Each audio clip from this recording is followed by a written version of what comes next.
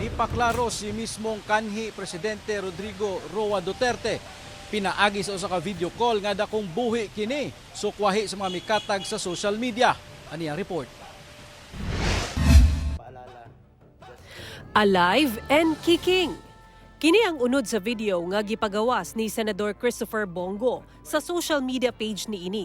Kini human mikatag ang fake news kalabot sa pagpanaw na matud pa ni kanhi Pangulong Rodrigo Duterte. Gani kauban sa senador si kanhi Pangulong Duterte sa maong video kinsa mihatag og mensahe sa katawhan.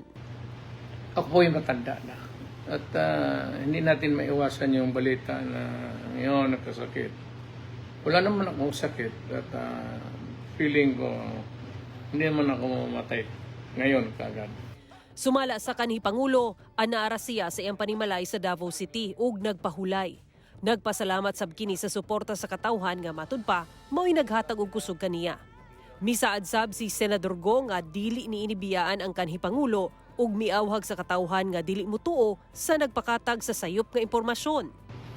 Hindi po totoo yung nagpapakalat, huwag kayong magpapakalat ng masamang balita. Alive and kicking. Siyempre may edad na po si dating Pangulong Duterte kahit papano. May konting sakit pero at his age, he's very healthy. Sumala sa Davao City Police Office, pinaagi sa pakikihinabi sa GMA Super Radio Davao kang Police Captain Hazel Tuazon ang tigpamaba sa DCPO. Ginasubay na sa intelligence operative sa pakig-alayon sa Anti-Cybercrime Unit sa DCPO ang mga nagpaluyo sa nagkatag sa mong impormasyon sa social media.